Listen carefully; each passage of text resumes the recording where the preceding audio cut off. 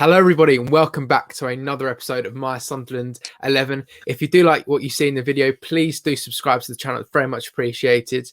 As always, we are in association with the Sunderland Foodbank, so all the information on how you can donate and get involved and help out is all in the description below. Today, we do have a very, very special guest joining me. It's a face everyone may recognise from all the SAFC Fan TV videos, the post-match reactions, the live shows. It's Shaun Middleton. Shaun, how are you? Yeah, not too bad, mate. Obviously, I've been to work last night. I didn't get to sleep at 4 o'clock in the morning, so I'm ready to go. Ready to go. Oh yeah, cool. That's good. So yeah, you mentioned you're at work, so you're working during the third lockdown then. Yeah, I was working Nissan, and I work 2 shifts, which is horrible. And I work obviously days and late. It's the late shift, what's not very nice, but it's just what it is. I mean, Boris Johnson when he done that when he said that about the lockdown, if you can't work from home, then go to work. So that's that's what I'm looking for. Everybody to go to work, really, isn't it? I mean, the first lockdown I was off for a few months actually, not for the first one, but not this time. Not this time. No. Well, I think it has its obviously pros and cons of just sort of getting out of the house. I mean, obviously the first lockdown you didn't work for a good few months, but now the third lockdown, now you are getting out of the house and working. Yeah. I'm obviously, like you say, it's just going to get to work, and it's. I mean, you've got to just be safe and be careful, and obviously I work in this. I drive the cars, and we have the safety measures like going on the buses, like wear the goggles and the face masks, because it's hard to keep the 2 meter distance when you're on the bus. You know what I mean? But they've got all the safety measures in place. You know what I mean? So that's a good thing. Okay, yeah, brilliant. Good to hear. Right then, so I couldn't get you on without discussing the January transfer window that's just closed. So what do you think of Sunderland's business, the incomings and outgoings? Well, do you know what, Matthew? I'll be quite honest. I was pretty happy. I mean, I put a tweet out. Did you see me tweet I put yesterday? I mean, I don't know if you I'm not sure if you'd like it or not, but I put a tweet out just asking about that actually. And I mean, the players in. No, yeah. Carl Winchester, Jay Fortons, Jordan Jones, Ross Stewart. Players out. Morgan Feeney, George Dobson, Danny Graham. Obviously, Danny Graham's the contract got terminated. The company mutual agreement. Will Grigg went to MK Dons, as we know, last night very late with a loan deal. Elliot Embleton was the shock for me, mind, Matthew. Elliot Embleton, who's shown glimpses of quality. I was talking to Paul when I was on the Fancast. I was seeing how well he played. He showed glimpses of quality, and that's the only thing that I was disappointed. I mean, don't get me wrong. I mean, you're at a financial perspective, with getting rid of Danny Graham and Will Grigg, it'll be on decent wages. I think they're both on about $6,500 a piece. So that's a big wage coming off. But for me, I think we've left ourselves a little bit short. And also Elliot Embleton, I was quite surprised that he signed a deal, but then he's going out on loan to Blackpool. It's disappointing for me. But you've got to hope, Matthew, that these players. I think Vokins will come in left back. He'll replace McFadden 100%. We know that. Winchester, I'm not convinced at the minute. I still haven't seen enough of him. Jordan Jones, I've watched glimpses of him for Rangers. Looks exactly what we need. He's got pace, he's got power, and he has got that little bit of quality. So he could be a good sign. Ross Stewart, still not sure. His goal ratio is not exactly getting me heart racing. But let's hope that he can score the goals and get us promoted. Yeah, no, completely agree. I think it's different for players at different clubs. You know, like Will Grigg scoring 25 goals in the season for Wigan, coming here not even being able to score one. What's that? Yup. Not in the Red Bull today then, or the Rich Energy. Yeah. So it's still how players play different clubs. Yeah, Embleton was a little bit of a surprise for me. I thought he when he came on against Ipswich. Now, to be honest with you, I'm not Embleton's biggest fan. If I'm completely honest, I think he does a few things in games where you just think, oh man, or a poor touch. But he's a little bit inexperienced and had a lot of injuries. Yeah. But I think he did all right when he came on against Ipswich, and it was a surprise not to see him in the team against Gillingham. Yeah. So then you just think, what's happening? And I think Maguire was told he could leave as well. I'm not too sure. So I think it was either Maguire or Embleton to go. And now we've got Jordan Jones in. I think Maguire will sort of be the backup for Jordan Jones now. So I think they didn't want to keep three wingers. If he's playing one striker, Matthew, I mean, obviously Charlie White's the main man. He's proved that this season. I think if he gets the chance to score, he's proved everybody wrong. Let's be honest. But you've got Ian O'Brien to play there. I mean, that Ross Stewart. You've got Kim Bioka, who could possibly come in. Mitchell Curry, the youngster. I don't know if he's going to get a chance. But I mean, we've just got to hope these players who come in, Matthew, are going to make a difference. That's going to be the difference now. I mean, looking back in 2016 when Big Sam was, I think it was 2016 when he brought in Corney, Kirchhoff, and Kasri, them three were the difference, weren't they? Let's be honest. Yeah. Them three players. Corney was colossal at the back, wasn't he? Kirchhoff was brilliant in the middle, and Big Sam knew how to handle him as well. He had injury problems, but the season after when Moyes had him, couldn't control him. Big Sam has a difference in the manager, quality manager, and not so good manager. Do you know what I mean? But let's hope that these players are brought in, like you say, Jordan Jones and Ross Stewart. Vogtmans, I think he looked quality for Southampton. That goal he scored last week was brilliant. Let's hope these three players can make a difference. And just like, as I said before, I think me and Paul were talking last night on Twitter, if players can just give 100%, then that's all you ask for. That's all you ask for. Give 100%, and then that's all the Sunderland fans want. Do you know what I mean, Matthew? Yeah, completely agree. I think the squad's probably in a little bit of better shape than it was at the start of the window. Of Danny Graham going, Will Grigg going. And just say, MK Dons, they were delighted to get Will Grigg. See them all on Twitter. They're all just like ecstatic about it, and I'm just like, mate, I don't know what play you're getting here. But to be honest, it's mostly Sunderland fans, the MK Dons Twitter celebrating Will Grigg going. But there you go. And yeah, I mean, the mutual agreement with Danny Graham, I think, is a nice way of saying that we've literally just ripped his contract up because he's that bad. I think that's what I've taken from that. I know. Jesus. I mean, I said in the Fan TV that I thought Danny Graham and would guess the goals to get promoted, and that they haven't scored one between them. I mean, they scored in the Papa John's Trophy, but let's be honest, it's been an absolute nightmare. Danny Graham, he has been an absolute nightmare. I mean. And Will Grigg as well, paid $3 million. People say it's 4 to 3. Actually, you could have risen to 4 if we got getting back to the Premier League. I think there would have been a clause in there, but we would have had to pay another $1 million. But it was $3 million, but still $3 million for Will Grigg has been an absolute disaster, hasn't it? Let's be honest. Jeez. Yeah, and thinking about now, I would rather have paid like $1.5 million for like Kiefer Moore than pay like $3 to $4 million. That's what I wanted, Matthew. That was my player I wanted on. I was saying, please get Kiefer Moore. He will be the one. But then when we got Grigg, I was like, well, it's still a good sign, and he's a proven goal scorer out this division. Comes to Sunderland, it just doesn't work out.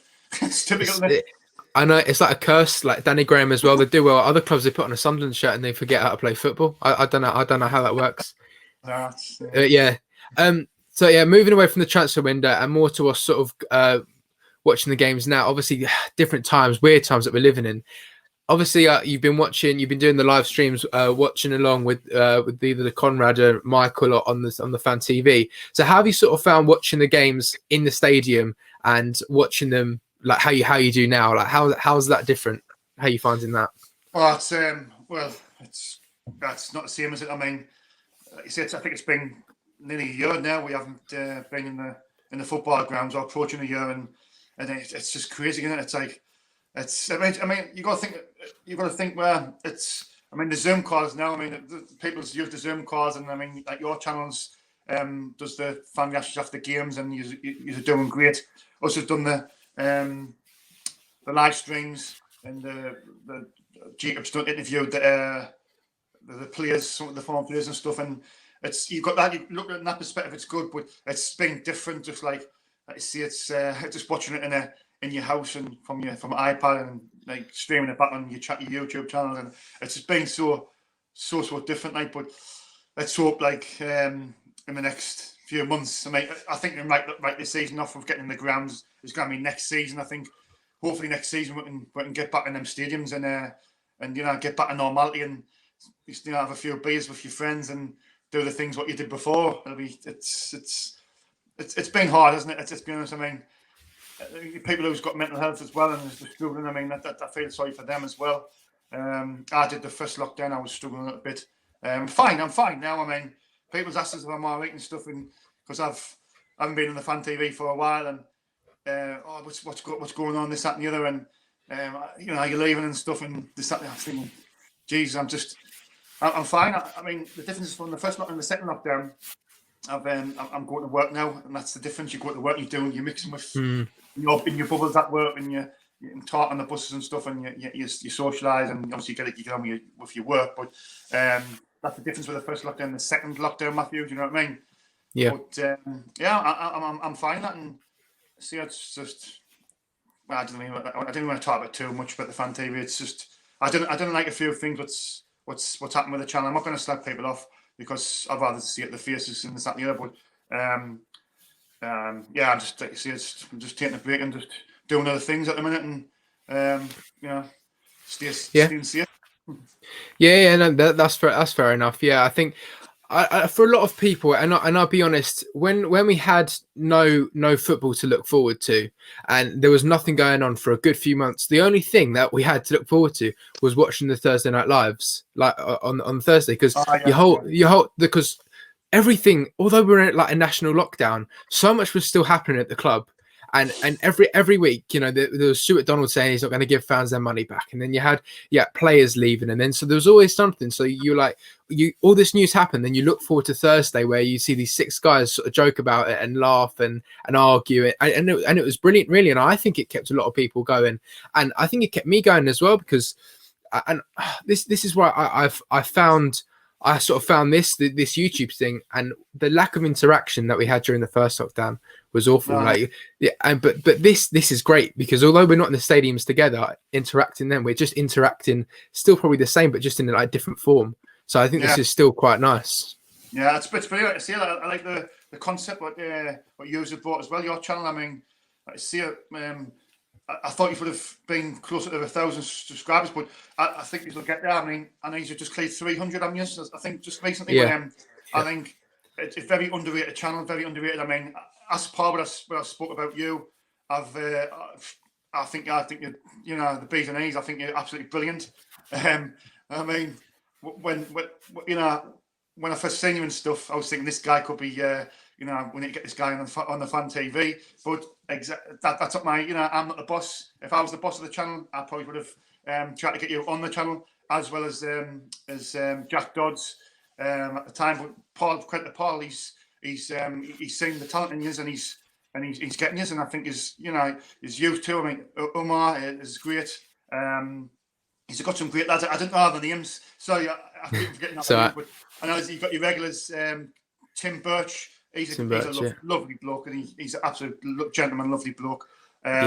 But like you see, you've got some cracking lads. Is it Dan there? What's that, the young lad? Dan Humphrey. Yeah, him. Yeah, he's nice on Twitter as well. I mean, like you see, you've got a great channel. And I mean, when we go back to the grounds and stuff, I don't know what his plans are in the future, but he's got a great channel, and I think he's doing great, and I think he's need to obviously try and hit. Set high targets and try and get that 1,000 subscribers, and there's no reason at all why you can't do it. Yeah. I know. I think what we're doing is slightly different to sort of other channel. I mean, say SAFC Fan TV, for example. I think what we're doing is very, very different. I think because with SAFC Fan TV, there's sort of a set panel of guys, like yourself, we Philly, Mad Mistake. There's a set panel, but I think with us, what we wanted to do is just make it as interactive as we could, and sort of just bring people onto the live stream and then come off again. That was sort of a new idea we had, and I think it was just about sort of taking someone who just no one knows about and putting their face out there and getting them known. So I think that's something we are trying to do, just a little bit different, and just help really. But yeah, I think when we're back in the grounds, I mean, it'll be so different, because we would have met so many people. I've done an interview with you once after the Oxford game at the the Kassam when we won 1-0.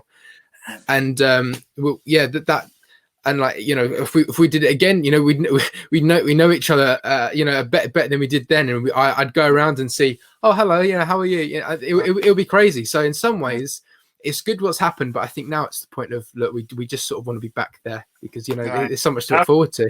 It's mad that time when obviously like I say, when I sing it was just around where the team bus was, wasn't it? Yeah. When I first met you, and I was speaking on Twitter a little bit, but that's when I realised who you were. When I thought I was like, oh, that's the guy I interviewed after the Oxford game, right? That was come back as I didn't click on it first, like. Yeah, no, I think it was my dad who, I think you and Dino, I think you just said to Luke 09, and Dino went. It was just after Luke 09, MK Don said, "Oh, I'll do an interview at the end of the season when we get promoted." And then Dino went round and he said to Luke, "I was like, I'm holding you to that, Luke. I'm holding you to that. You better do an interview with us." And then you and Dino were sort of walking off. My dad went, "Oh, Matthew, you do an interview?" And I was like, "All right, then let's do it." And then you were like, "Oh, come on then." And no, that was great. He's a great guy now, Luke 09. I mean, I've spoken to him quite a lot after the games. Just spoke to him, and he obviously can't do any interviews because of these. Because he's a professional player for Sunderland, and he's obliged. He can't, talk to any sort of certain different media. And then I thought he's a lovely bloke, and I spoke to him quite a lot. I spoke to him down the seafront a few times. I spoke to him in Tesco's, ironically, and I've spoken to him in Tesco's, and he's just an absolute lovely lad. And he's what all young footballers should look up to that guy and want to be like him, because he's just perfect. He's just a perfect role model for a professional footballer. Yeah, no, completely agree. And when you had players who, I think when we spend a lot of money, traveling to games and, fuel costs, food, hotels, and the players you're actually going to go watch genuinely want to know a lot about you. They want to stop and have a chat. You don't have players anymore like sort of Jack Rodwell, who just didn't really care and wanted to get on straight on the bus. We now have these players, and Luke 09's one, but I mean, it's just, for example, I know you don't like Max Power, for example. He's not a very good player, but he's a lovely guy, and he stops and have the chats with people, because they're not the best players. They're not the best players, but I've heard that about Max Power. Like, I mean, people say I've got an agenda, but I just base him on his football ability. Same. That's all I base on. But seeing that he's done actually really good at right back. But people have this thing that I've got an agenda with him, and I think Dino says, "Oh, you can see Shaun's face. He's angry when I'm not. Like, look, I just don't rate him as a footballer, but he's being put at right back, and I believe that right back is an easier position to play than in the middle of the park, and I think he's actually done really well there. But I still don't think he's been tested yet. But I have heard that he's a nice lad off the field, so that's. Oh yeah. Yeah, absolutely. I mean, I can remember his sort of home debut for Sunderland. I was sort of, I came out the grounds, and he just shouted over to me, just went, "You all right, lads?" And he came over. Me and my brother had a picture of him. My brother was his mascot against Coventry, the 5-4 game. So yeah, he didn't bring him much luck. But yeah, no, him, Charlie White, they're lovely guys. All of the players, I think in this league, they're all really nice people, and they do appreciate us probably a lot more than the Premier League players do. But yeah, it is still nice to see. Yeah. All right then. So my last question before we go into your sort of Sunderland 11. Now, if you could just try and put this into words, and if this isn't a difficult enough question, what does Sunderland AFC mean to you? It just means everything. I mean, it's it's just, I mean, since a young kid, I mean, it's in the blood. And I remember like going to the games, and when we were at Roker Park, and when I was a young kid, I was walking to the grounds. I think I was said it to Paul on the fan cast, when you walk along through the streets of Roker in Fulwell, and you see the stadium, and you see the lights. You get your blood's pumping in you. You get the shivers down your spine, and it's just hairs on your back and neck. And it's just from that day on, I just knew this club was it's my club. It's this club's going to be with me forever. It's in my blood. Obviously, I thank my mum for that, and mum and dad. But the first strip I bought, my mum bought was a Liverpool strip. So I was talking to Mike about this. I mean, I could have went the other way, but no. Sunderland till I die. It's in your blood. It'll always be that way, and no matter what happens, I'll always love this football club forever and ever. Yeah, no, great answer. That's a great answer. All right then, so we'll go straight into your 11. So you've gone with a 4-2-3-1 formation before so everyone knows that before. All right then, so who have you gone with in goal? Right, the goalkeeper. Every position's hard, to be fair. I think there was a couple of what I was pretty sure, but I mean, the goalkeeper, you had Vito Manoni, who was outstanding. I mean, the League Cup run, he was great, and he was a fan's favourite. You had Pantillimon, who was solid. He played a part in the Derby wins and this, that, and the other. You also had Simon Miglia, who was a great goalkeeper. I mean, you can go back to years with, Tony Norman was a good goalkeeper. But for me, the one goalkeeper for me was the guy what was signed in I think it was 1998. I've screenshot this. I should have had this ready. It was 1998. He signed in 98, I think it was. He spent 5 years on Wearside with 171 appearances. He was the Denmark international. So my goalkeeper was the one and only Thomas Sorensen, and he's more famous for the save, the penalty save of Alan Shearer. And that was the great night when we beat Newcastle 2-1 at their place. I think it was in 2000. I think it was. It was an absolute hero for saving Alan Shearer's penalty that night, and he was a fan's favourite. He was an absolute brilliant goalkeeper. So my goalkeeper is Tommy Sorensen. Yeah, cool, no problem. All right then. So we'll move on now to your wing backs. So we'll start with your right back first. Right back. Well, there was a couple I was thinking about, but I went with. Wait 2 seconds. Where's he gone? I'll screenshot this as well. Right, where's he? I'm trying to think when he joined. Yeah, he joined us in 2008. Spending obviously 6 years on Wearside, 174 appearances with 7 goals. He had an excellent shot as well, and he also has a song about him as well. Phil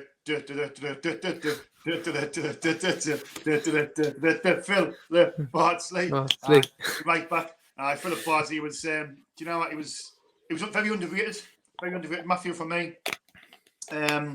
He's solid, and people can make mistakes, he made mistakes, but so does everybody in a football pitch. You know, when you scrutinise in that aspect, but he chipped in with some goals as well. He could hit the ball. He could really, really hit the ball. But I mean, in a back four, I think somebody would get down there and he could defend. He'd get the crossings well. He'd chip in with a goal. So Phil Bardsley, yes, he was my right back. Yeah, no, completely agree. Yeah, Phil Bardsley was a great player, one I remember really well.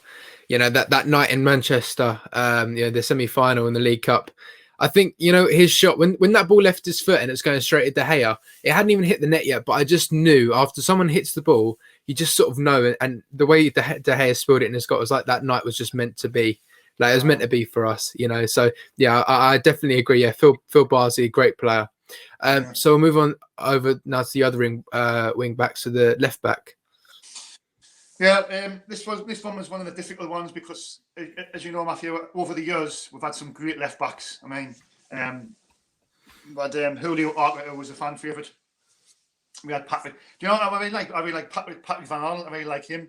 He was very close to getting in actually. I mean, he was brilliant. His pace. Him and Defoe was class when they were linked up, and he got down that left hand side, didn't he? Class, and he scored some goals as well. His pace was frightening. How fast was he?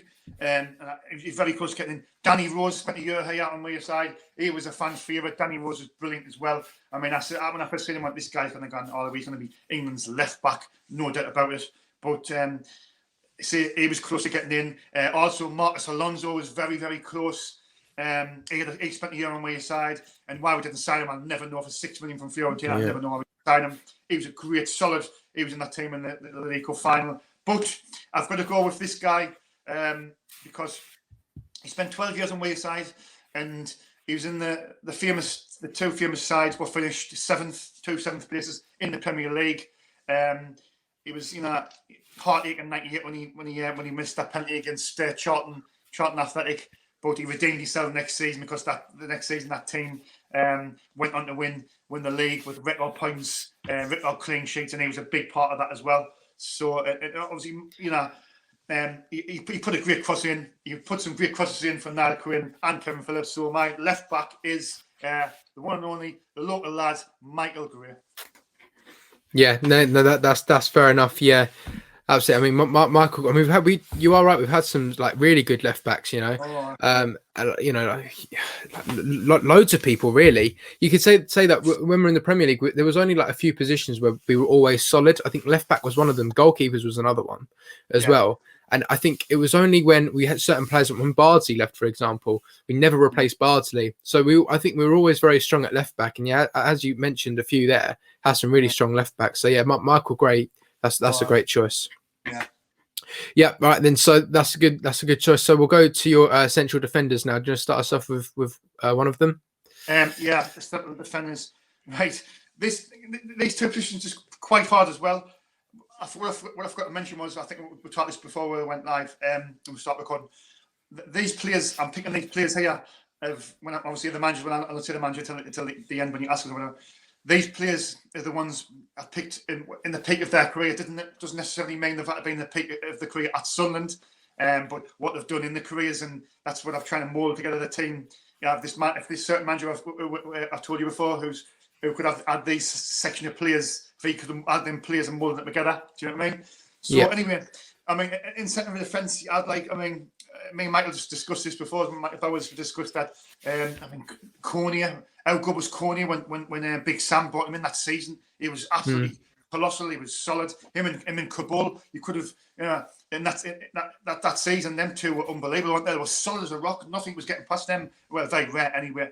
But obviously, it ended pretty sour with Cornier, didn't it? So that's the reason why I can't pick him. And Kabul left, unfortunately, after the season. But my first defender, I'm going to go with former Republic of Ireland international, former Premier League winner, 5-time Premier League winner, also FA Cup winner, also twice League Cup winner, and a Champions League winner as well. And he never, ever lost a derby as well. That's one of the big reasons. Yeah. And FIFA World Club Cup, he won that as well with Manchester United. So my first defender is John O'Shea. That's fair enough as well. I've got a great memory of John O'Shea as well because I walked out of him at the Stadium of Light. I was his mascot in 2013. Yeah, it was against Tottenham. That was a great day. We lost 2-1 unfortunately, but I just remember that whole day, and it was really nice to be in the tunnel. You know, I had a nice little conversation. Walked out onto the pitch. Yeah, so I'll always remember him as well. Yeah, and also he was just a great player, great experience, great captain as well. Led us out at Wembley. So can't go wrong really with John O'Shea. Mm-hmm. Right then, do you want to tell us who his defensive partner will be? Yeah. Right, I'll just. I should have had this right there. Where's he gone? I'm just finished. Yeah, this guy as well. Another former Manchester United player. He spent 5 years on Wearside. It was 76 appearances, and he had a lot of injuries. But when him and O'Shea were at the back, I believe that they worked really well together. They were solid, and he's also.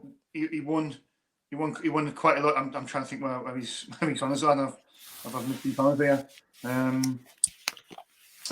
Anyway, I've missed these honours, but I went with this guy. He's also a former Champions League winner. He's won the Premier League as well. Won the FA Cup, won the League Cup, won everything really. And he didn't not lose every derby. So he's.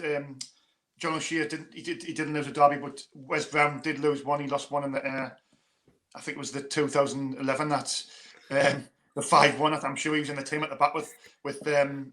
Oh no, he didn't. He signed the season after. He wasn't in that team. I think he might have lost. Yeah, the 1-0 because we lost 1-0 at the start of the season. Yeah, he was in one of the teams that lost though, and so anyway, yeah. My other central defender is Wes Brown, and I think he's on his day even at Manchester United. He was a solid defender. And Alex Ferguson, he was a great manager, and he always had a lot of faith in him. And he, for me, if a guy like Alex Ferguson's got him in his team, it was won European Cups, 3 European Cups or whatever it was. You've got to see Wes Brown's a great player. So Wes Brown, yes, is my other central defender. He's big, he's bad, he's Wesley Brown, the hardest one in the town. I completely agree. Wes Brown in his prime, really, when his first few seasons for Sunderland, I remember the first season he was really good, and then I think the seasons went on, he got a bit older, but yeah, I agree, just a complete solid defender on his day, and great experience as well. Mentioned as well, he won the Premier League 1, 2, 3, 4, 5 times, FA Cup twice. I was trying to find that. He won the League Cup twice. Champions Shield, and he won the Champions League twice as well. He won the Champions League twice, so that says it all. That says it all for me. I haven't seen any more about that. So that's me back four. I mean, Phil Bardsley right back, John O'Shea, Wes Brown, Mickey Greer, solid back four. That is, you're not going to get much better than that, to be fair. Yeah, no, it's a great back four. So as you said before, you've gone with the 4-2-3-1. So do you want to start us off with your defensive midfielders then? Yeah, I'm going to go the first one. My first two seven defensive midfielders was a guy who joined us. I can't remember the year, but he come on loan. I think it might have been 2016, 2017. I think I could be wrong. 2015. 15 to 16, yeah. Yeah. So 2015 to 2016. I should have had all this written down. This is been work. So, all right. That's fun. Dick Avocat, obviously signing from Ruben Kazan for a season-long loan. He become an absolute fan favourite, and how many players I've picked in this team. I've tried to pick them where they've spent a few years at the club, but with this guy, he's an exception. He was an absolute talent, real talent. On the ball, he was a brilliant passer, brilliant vision. He's a brilliant reader of the game, and why we didn't sign him, I'll never ever know. I absolutely loved him. I just fell in love with him. He probably one of my all-time favourite players, even though he's only there one year. And the heartache as well about he wanted to come back in the next transfer window in the summer. And then what did we do? We signed Didier and Dom, and then we didn't get him. I mean, we could have got him for 6 or 7 million. It was brilliant. He scored a couple of free kicks as well. He loved the place. He always says he fell in love with the fans. He loved to come back. So my first defensive centre midfielder is Jan Mvia.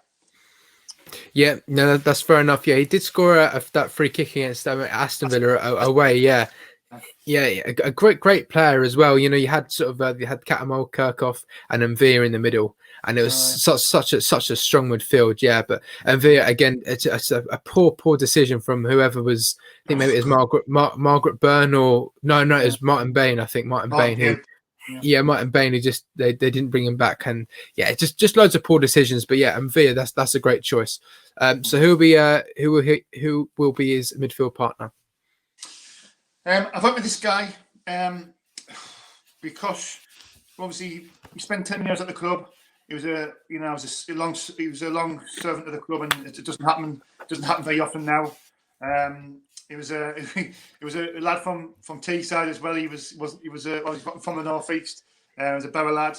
But I picked this guy because I think I always feel that when good managers like Martin O'Neill, when Martin O'Neill come in, he got him and he got him playing well. I think Gus Poyet got him in and he got him playing well. Good managers always get the best out of players, and that's when you say the best out of a player. And obviously when Big Sam had him as well. Big Sam got the best out of him as well. He was absolutely brilliant. He was a captain on the pitch, captain off the pitch. I know John O'Shea was the captain, but he was also the leader as well. I absolutely loved the guy, and when he left, it was sad. It was sad when he left, and if there wasn't half as many players had the same passion as him, then the club wouldn't be in the predicament that they find themselves in now. But yeah, my second central defensive midfielder is the one and only Lee Barry Catamol. Yeah, that's a great choice. Yeah, I mean, I said it a previous episode to Rory Fallow. I said to him, one of my early memories of league, of Sunderland, really, my first ever home game at the stadium of 2009, 2-1 win against Blackburn Rovers, and I remember that was one of Lee Catamol's first ever games, and I just remember him being 20, 21 years old and him just bossing the game. And he crossed in a perfect ball for Ken Wynne-Jones straight on his head. It was left foot, and just remember Catamol really He only scored a few goals, but they weren't just tap-ins. They were good goals. Do you know what I mean? Like the one against West Brom. I remember being at that game and just watching that ball float in the air. Yeah, it was absolutely screaming. Yeah. I loved him, and he defied a lot of the fans' opinions. But when he was good, he was good. And Big Sam, I love Big Sam. Big Sam got the best out of players. Martin O'Neill did, but I don't know why that didn't work out with Martin O'Neill. I'm not quite sure, because I was adamant that he was going to be the right man, Martin O'Neill. But he got the best out of him when he first came in, but it was the second season, it just didn't work out. But Lee Catamol was just, I just had to put him in there. I had to. Yeah, no, completely agree. That's fair enough. All right, then. So those are your two defensive midfielders. We'll go forward now to your three. So we'll start off with the person who'll be running down the left. Right. Well, the one on the left, this guy, I think he only spent 2 years here. I screenshot this earlier on. Yeah, it was only 2 years, but in them 2 years, he joined in 2011 and obviously departed in 2013 when he went from. But he made 87 appearances with 17 goals. But this guy, I'll just say it briefly. God took Messi and Pellier, and mixed the two into one, and then he ended up with Stefan Sessegnon. He was just that was the player. He was brilliant. He was absolute quality. And I think Martin O'Neill's seen this. Martin O'Neill's seen how good he was. But the thing was, when Di Canio come in, he didn't like to get back. He didn't like to track back, and he wasn't a grafter. So he needed somebody on the left-hand side, a good left back, who would do a lot more work. But for me, when you've got to play like that, you've got to work the team around him as well. And Di Canio, when he come in, he just sort of wanted to pick up too many faults, and he should pick, like, the Sessegnon was a quality player, wasn't he? He was on the ball, skillful. That famous goal of Big Man City on New Year's Day, when he took it round and he passed to G, and he took it around the keeper and he put it in. Martin Tyler famously, and then the words when we scored that goal, it was unbelievable. It was offside, like, but I was absolutely diving all over the place. I mean, literally diving all over. It was an unforgettable feeling. But Sessegnon, the best moments as well was obviously the derby when we beat him 3-0 the first time there. When he scored the first goal, he was brilliant. He absolutely terrorised Newcastle all day. They couldn't control him. He absolutely tortured Newcastle on that day. He scored the goal. He played a part in it. I think the third one as well. David Vaughan, he scored that screamer. Sessegnon was unbelievable. Like you say, like MV, he was quality, and that's why I've put him. I've had to put him in my team. He had, he was on the ball. His vision was great, and he scored some great goals, and he threw balls. His awareness around him. For me, it was just I had to put him in my team. So yeah, my left side of the 4-2-3-1 in the 3 is Stefan Sessegnon. Yeah, no, you made plenty of great points. I don't need to add anything there. I mean, Sessegnon was just a fantastic player. That's all I can really say. Yeah, he really was. So we'll head over to now the right person who'll be running down the right. So who have you gone with over there? Right. He joined. This guy joined in 2011. When he obviously departed in 2017, he made 176 appearances with 12 goals. It was, I know this is another one where he divides the fans' opinions. I just think, what he's done as well for his international club. It was the caps he's had for Sweden. I mean, he's had 125 caps for Sweden, and Sweden sometimes qualify for the major tournaments. I think he was great on the ball. He was great at free kicks. He's got some absolutely brilliant free kicks. Notably was Martin O'Neill, one of Martin O'Neill's first games. I think it was against Blackburn when he whipped around the wall, and it was the winner. But he scored some great free kicks. But he also, I think, he could put a great ball in, a great cross. But also when we moved him into the middle, he actually played in the middle for a little bit. He could do a job there. And I think he was very underrated. I think a lot of people got a lot of flack, but I thought he was quality at times. I thought he was genuine quality. And on the right hand side, you had like players like Nicky Somerby, who I could have put in there. He was decent. What's he called again? Carlos Edwards did a job at right wing. We've had some good right wingers. Matt Pike played there. But I've got to go with Seb Larsson because he's quality, and he spent a lot of years in. And do you know what? He still loves us to this day as well. He still keeps. I watched, I think, a tweet before in an interview, and he says he still watches out for Sunderland's games every time he looks. And at the games in England, he checks the scores and sees if we've done well or if we've won. So that tells you that he holds the club in his heart. And I love the guy when he was there. So yeah, my right winger of the 4-2-3-1 of the 3 is Sebastian Larsson. Yeah, no, I completely agree. Like, you have to say, when we got him from Birmingham, a team that got relegated from the Premier League, and fans weren't too sure, and then on his debut for Sunderland, he scored that goal against Liverpool. That volley against Liverpool, that was just an incredible goal. So straight away, he just made an impression, and he got himself off to that great start that these players need at a new club.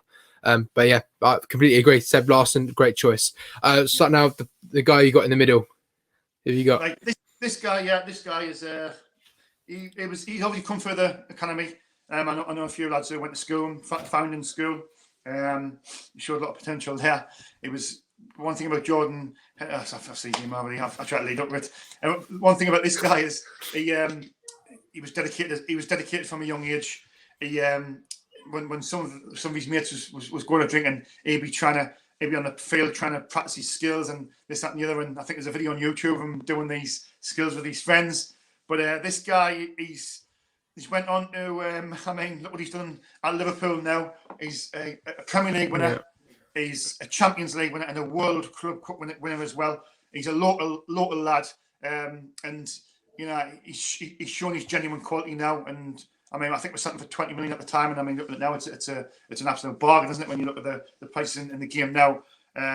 So, yeah, my central midfielder is the former Sunderland player, but now he's at Liverpool. And I love the guy as well. Like I say, he's a local lad. He's a Mackham, and he loves Sunderland Football Club. So my central midfielder is Jordan Henderson. Yeah, that's a great choice. I told the story before. I'll tell you because I don't think I've told you before.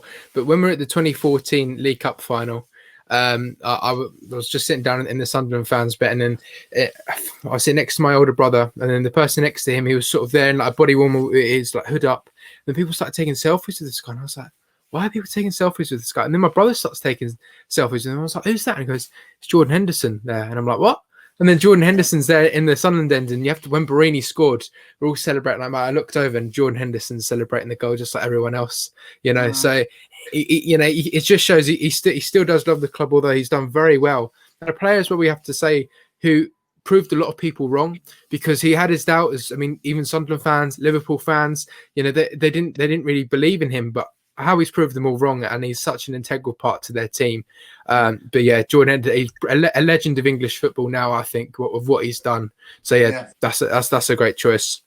All right then. So those are your pretty much. Well, we've got one left. The attacking players done. So the striker. There are a lot of choices, but who have you gone with? Right. Well, this was really hard because I've done a fan cast with Paul, and I actually picked Super Kevin Phillips, and I obviously he's my all-time favourite player. But this guy, I've always liked him. I've always liked this guy, the striker. He's scored goals everywhere he's been. You know what I mean? It's whether he's been, and he's played at a high level as well. So I know I'm going back to myself here. I'm not putting Super Kevin, which is probably going to be a shock to everybody. But I'm going with this guy because I just think he was absolute quality. He was brilliant, and he spent 2.5 years on Wayside. He joined us in 2015. He obviously departed sadly in 2017. I cried my eyes out when he nearly did. 2017. It was probably the greatest transfer business that you'll ever imagine. I think it's probably the best we've ever done. Swapping Josie Altidore from. But this guy's, I mean, look at these stats. West Ham, he was at West Ham from 99 to 2004, 93 appearances, 29 goals. He scored goals everywhere he's been. Bournemouth, he was on loan. He scored 29 appearances, 18 goals there. At Spurs, 139 appearances, 43 goals. And then he went to obviously Portsmouth. I'm not sure if he won the FA Cup there. 30 appearances, 14 goals. Then back to Spurs from 2009 to 14, 135 league appearances, 47 goals. Then he went to Toronto. That's where it didn't work out. I don't think. To be honest, he scored 11 goals in 19 appearances, which you would think that's not too bad, really. But I'm not sure if he wasn't happy there. He went back alone, and then obviously in 2015, we managed to get this guy over the line. I couldn't believe it when we first got him. Gus Poyet, brilliant by getting him. But this guy joined in the Josie Altidore transfer swap, straight swap. So yes, my striker is the one and only, the guy who scored that famous volley against Newcastle. I'll never forget that goal. It was one of the best goals you ever see at the stadium night. Unbelievable volley. And he loved Sunderland, and he also, all the sons of Potters fell in love him. And he also had a great relationship with, obviously, Bradley Lowry as well. That was, that was so sad what happened with Bradley Lowry, but he was, I think Bradley called him his best mate, and it was brilliant when you seen them together. It's heartbreaking what happened. But my striker is the one and only Jermaine Defoe. Unbelievable player. It's always if only. And one thing I'll see about my team, I picked this team as I was saying Matthew before. These players in the peak of their careers, whether it be at Sunderland or not. I mean, Jordan Henderson, picking him now when he's won the Champions League and he's won the Premier League. Sesson Young when he's Defoe Defoe when he was at our club, he was sort of like he's still putting the goals in a very limited squad as well. Matthew, wasn't he? Let's be honest, he could get a goal out of nothing, and he only need one chance. Do you know what I mean? Can you imagine if Defoe was, he was in a team like a Sunderland team where we created loads of chances. Imagine if he stayed for 5 or 6 years, he probably could have surpassed. He probably could have broke records and surpassed Kevin Phillips' records. I firmly believe that because he was unbelievable, and I'd love to have seen him stay longer. But unfortunately, he was a clause in his contract to say that he could leave for free if we were relegated. And whoever put that in the terms and conditions was a bit stupid, really. But seeing that, I think Big Sam might have agreed with it because he thought there's no way I'm getting relegated with this guy in my team. But some of the goals he scored, man, I think that famous. The 3-2 Chelsea win at home, and he scored that third one. The noise that day, you never hear a noise. I mean, there's been some famous nights in the Stadium of Light and Roker Park, but that one was special as well. That when he hit that ball and come across from Yedlin, he hit it. Noise, bump, unforgettable feeling. Yeah, it's something that'll live with you forever. You'll never forget that moment. And I think I was on the floor after that. I was just getting tossed about, and it was unbelievable. Great strike. Yeah, I think that with that goal as well, I think everyone just settled down from Barini equalising.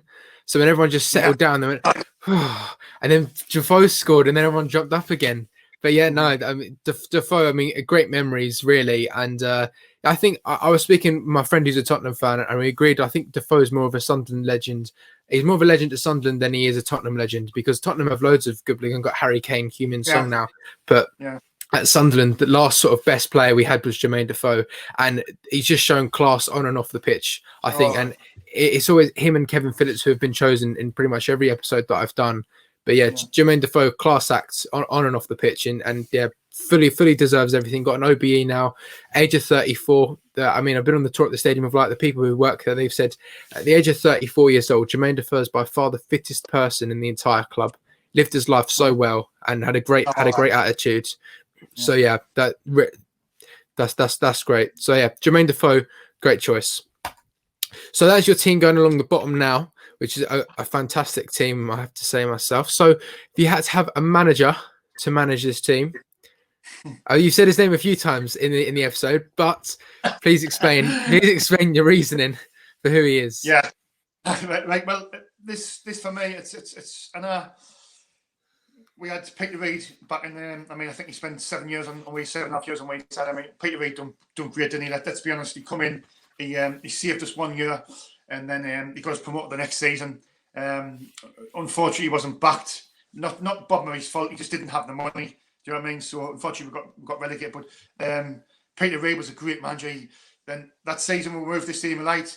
Everybody was down the dumps, but he managed to mould the team together and we had a really good team. Just unfortunate that there's a couple of sides. I forget who won the league that year, the top two sides, but I think we finished third in the playoffs with Charlton and stuff. So we just missed out. But Peter Reid was a great manager. That season, the Charlton, the disappointment, everyone got so close. But the next year, he got the place back and he made them strong and he signed some good players. He got Tommy Sonson that year and Kevin Barr was great, Alex Weir. Kevin Phillips had a great team, and then he got promoted that year with record points. And then the first season in the Premier League, we went on to, when people thought we were going to struggle, went on, we finished 7th in that year, and then the season after we finished 7th. And you could argue say, Peter Reid should be, your greatest manager of Sunderland, but then you also got Gus Poyet, who got us, the miraculous, the unforgettable League Cup running campaign. How close we come to winning a trophy. me and Mike Bowers, I would say if only. I mean, that goal by what was he called again? The Man City player. I'm sorry, I'm just getting from work and I'm a bit tired. But that's that goal. It was hard. Oh, Yaya Toure. Yaya Toure. I don't know if he meant that or not. But I mean, imagine if we won the trophy, then you'd say, well, Gus Poyet's got to be the manager, and you come so close, and he's done so well. I think Gus Poyet was a good manager, I thought, and you could argue say he was in there. But for me, I'm going with this man because I firmly believe that it's always a case of what if for Sunderland Football Club. It's always a case of what if. But I think this guy just fit the bill for everything what this club stands for. He's great in the transfer market as well, which he proved in that January transfer window when he brought in Kirchhoff, he brought Casvin, he brought Coney in. I think he brought a couple others as well, but they were the three ones what really made a difference that year. And this guy, I mean, looking at that time, Matthew, looking at the back four, the keeper, them players all at the peaks with this guy, who I'm going to see it as the manager, you would have been pushing for the top six. I think, me personally speaking, anyway. People can see I'm stupid, but he's that good a manager. And it was just awful the way he left. But he said it was the only way he was going to leave is if a certain job come up. And it was just Sunderland's luck that happened in 2016 with us doing diabolical in the was it in the Euros, I think, or I think it was the Euros. Yeah, the Euros, yeah.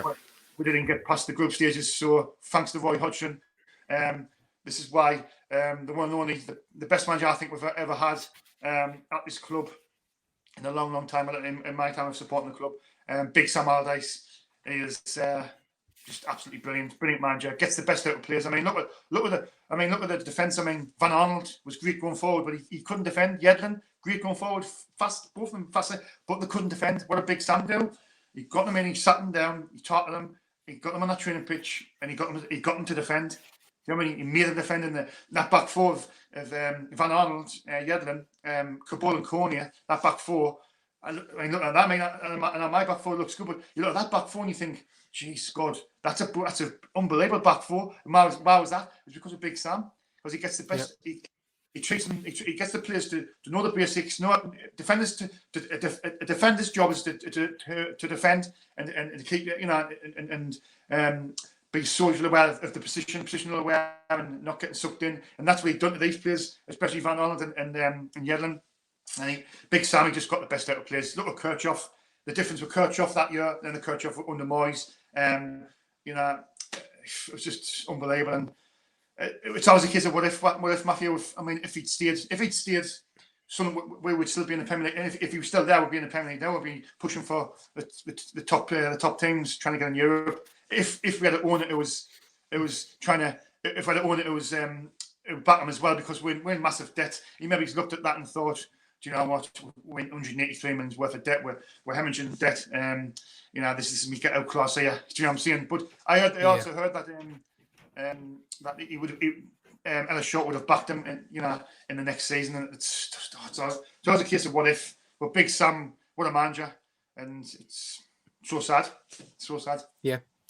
I know it is so sad, and I think at Allardyce. I remember after the Everton game, everyone thought we were like, right, this is it. Relegation fights are over. We finally felt we actually had something now, and we're going to go push on and be that Premier League team that we're meant to be and our fans deserve.